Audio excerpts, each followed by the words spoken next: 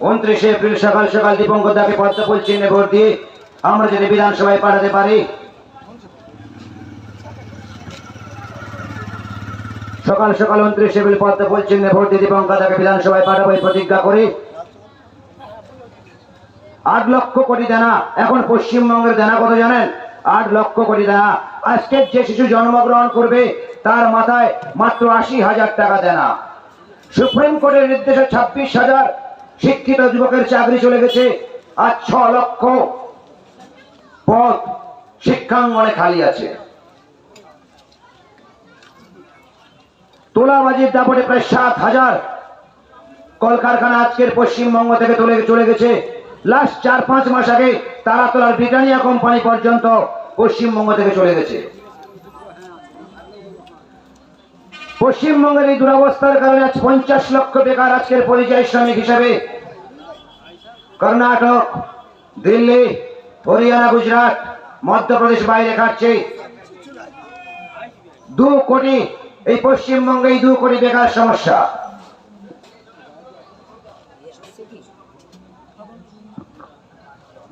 তাই তৃণমূল সরকারের অপশাসনের বিরুদ্ধে গর্জে উঠে 29 এপ্রিল সকাল সকাল পদ্মফুল চিহ্নে ভোট দিয়ে আমার আপনার ঘরের ছেলে, এই অঞ্চলের ছেলে দীপঙ্কর দাকে বিধানসভায় পাঠান, এই আবেদন রাখি। শিক্ষাক্ষেত্রে দুর্নীতি, রাত 8টার পরে মায়েদের এই পশ্চিমবঙ্গের নিরাপত্তা ব্যবস্থা, পুলিশ হয়েছে দলদাস। মায়েদের রাত 8টার পর থেকে বেরোনো বারণ। কথা দিচ্ছি, ভারতীয় জনতা পার্টি যদি পশ্চিমবঙ্গের সরকারি ক্ষমতায় আসে, মায়েদের নিরাপত্তা সুনিশ্চিত করার দায়িত্ব আমাদের।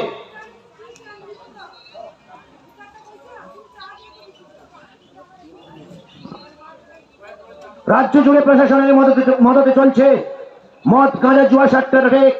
এই পশ্চিমবঙ্গে দেখবেন কোন সরকারি চাকরির পরীক্ষা হয় না, এখানে বছরের পর বছর শুধু মদের লাইসেন্স বিক্রি হয়।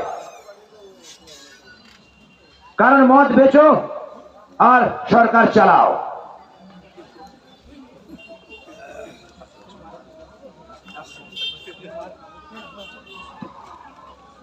আমাদের আর কিছু সময়ের মধ্যেই আমার আপনার ঘরের ছেলে, এই অঞ্চলের ছেলে, আদরণীয় প্রার্থী দীপঙ্কর দা এসে যাবেন। তাই এখন আমাদের সামনে বক্তব্য রাখবেন গঙ্গাধরপুর শক্তি কেন্দ্র বিজেপির প্রমুখ সঞ্জীব প্রামাণিক মহাশয়।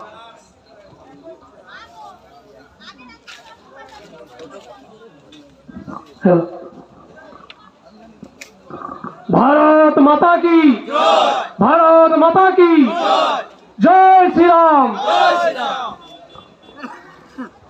मंचे उपस्थित शक्ति केंद्र प्रमुख, शक्ति केंद्र लिडार, शक्ति केंद्र इनचार्ज एवं ओबीसी मोर्चार सभापति एवं समस्त बुथ सभापति एवं এই বাজারের ব্যবসায়ীবৃন্দ, পথ চলতি মানুষগণ এবং আমার এই মাইকের আওয়াজ যতদূর পর্যন্ত যাচ্ছে সবাইকে শুভ নববর্ষের প্রীতি, শুভেচ্ছা ও অভিনন্দন জানাই।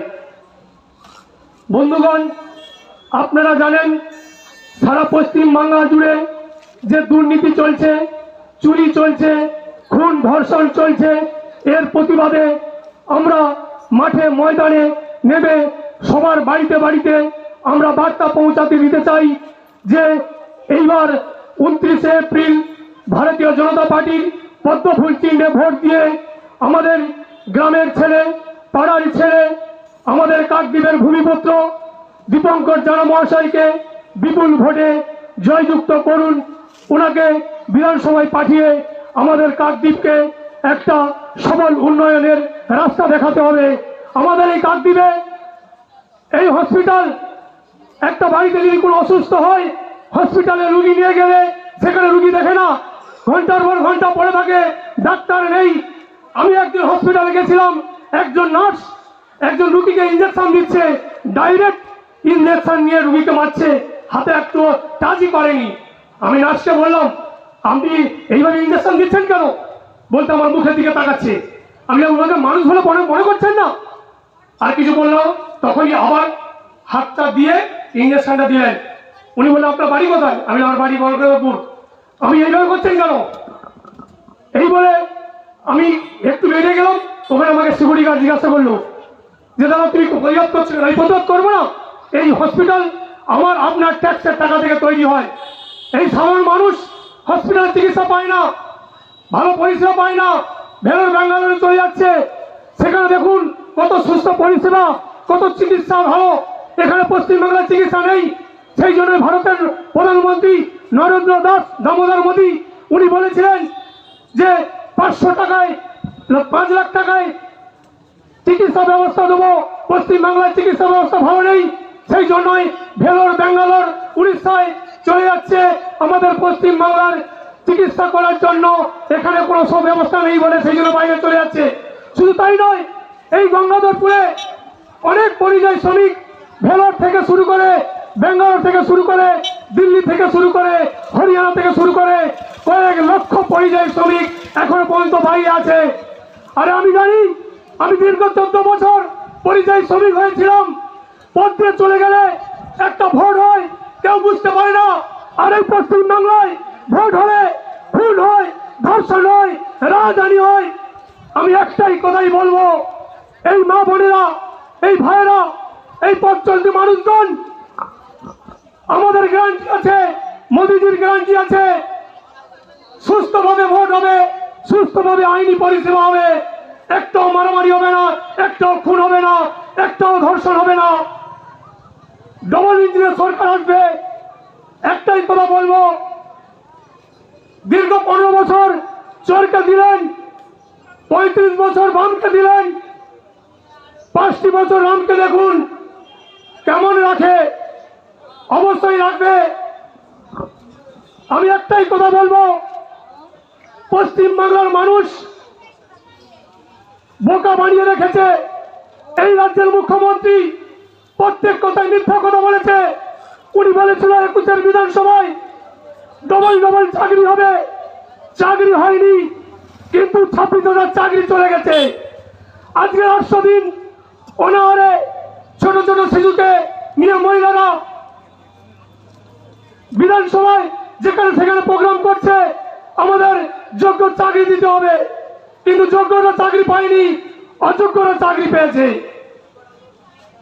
তাই আমি পশ্চিমবাংলাকে, এই গঙ্গাধরপুরবাসীকে একটাই কথা বলতে চাই, যোগ্যরা চাকরি পাবে, যোগ্যরা চাকরি পাবে, এটাই তো মোদীর গ্যারান্টি। আর একটা কথা বলতে চাই পশ্চিমবাংলার মানুষকে, এই গঙ্গাধরপুর মানুষকে, এই কাকদ্বীপে এমস হসপিটাল হবে, এই বেকার যুবক যুবতীরা চাকরি পাবে। শুধু লক্ষ্মী ভান্ডার 1500 টাকা নয়, ডবল ইঞ্জিনের সরকার 3000 টাকা হবে। এই যুব সাথী 1500 টাকা নয়, 3000 টাকা হবে।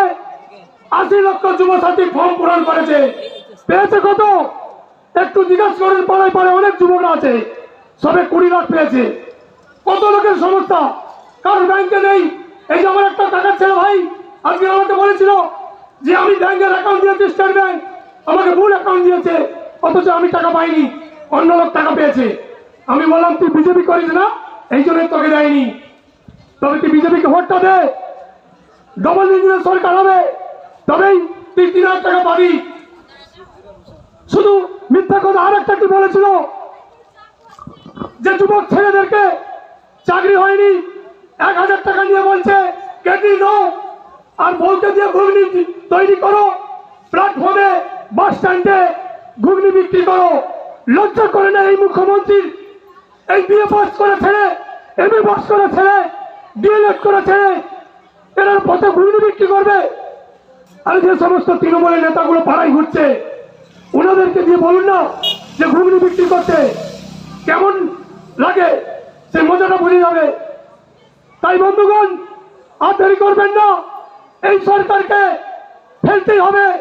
সরকার এসে যাবে 29 তারিখ সকাল সকাল পদ্মফুল চিহ্নে ভোট দিয়ে এই বিজেপি সরকার আসবে।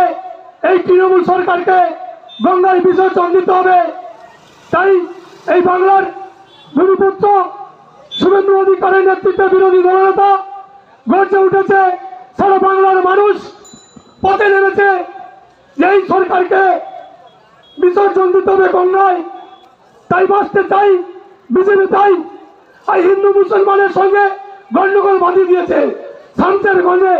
সেখানে জানেন হরগোবিন্দ দাসের বাপ ছেলেকে কুপিয়ে খুন করলো, সেখানে কেউ প্রতিবাদ করেনি, একমাত্র বিজেপি সরকার প্রতিবাদ করেছিল।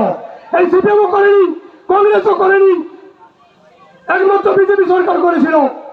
হিন্দুদের স্বার্থে, হিন্দুদের মা বোনেদের স্বার্থে, হিন্দুদের মা বোনেদের সম্মান রক্ষার স্বার্থে বিজেপি সরকারকে ভোটটা দেবেন। তাই সকাল সকাল 29 এপ্রিল ভোটটা দেবেন। 4 তারিখে পদ্মফুল ফুটবে। এই বিজেপি সরকারকে কেউ রুখতে পারবেন না। বিজেপি সরকার এসে গেছে, বিজেপি সরকারকে কেউ আর রুখতে পারবে না।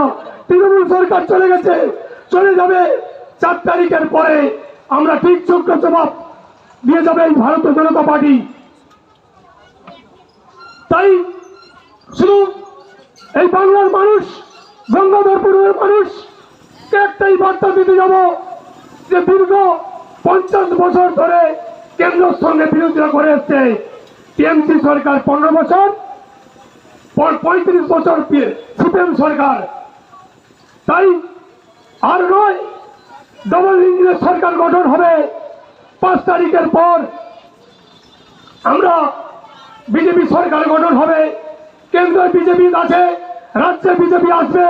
এলেই আমি একটাই কথা বলবো, সোনার থালায় বসে বসে ভাত খাবেন, এই ক্রান্তি ডবল ইঞ্জিনের সরকার। আমি একটাই কথা শুধু বলতে চাই, ভারতীয় জনতা পার্টি সরকার করবেই। তাই পাড়ায় পাড়ায় বলে দিন, এই তৃণমূল সরকারকে উৎখাত করতে হবে, বিজেপি সরকারকে আনতে হবে। 29 এপ্রিল সকাল সকাল পদ্মফুল চিহ্নে ভোট দিয়ে এই বাংলার ভূমিপুত্র শুভেন্দু অধিকারী, এই কাকদ্বীপের ভূমিপুত্র দীপঙ্করকে পদ্মফুল চিহ্নে ভোট দিয়ে বিপুল ভোটে জয় করবেন, এই আশাটুকু আমরাই রাখছি। লক্ষ্মী ভান্ডার হবে 3000 টাকা, যুব সাথী হবে 3000 টাকা, 3 লক্ষ 20,000 টাকার ঘর হবে। আমাদের এই মধ্যে আমাদের সবাই এতে উপস্থিত হয়েছেন দেবরূপ সাউদিয়া মহাশয়, আমাদের কাকদ্বীপে বিধানসভায় convenor general secretary Debrup Saudia মহাশয়, ওনাকে আমি মঞ্চে আহ্বান জানাচ্ছি। আর এই বলে আমি আমার ক্ষুদ্র বক্তব্য এখানেই রাখছি। ভারত মাতা কি জয়, বন্দে মাতরম কি জয়, জয় শ্রীরাম। শুভ নববর্ষের প্রীতি শুভেচ্ছা অভিনন্দন জানিয়ে আমি এই ক্ষুদ্র বক্তব্য এখানেই শেষ করছি। সঞ্জীবকে ধন্যবাদ জ্ঞাপন করে আমাদের মধ্যে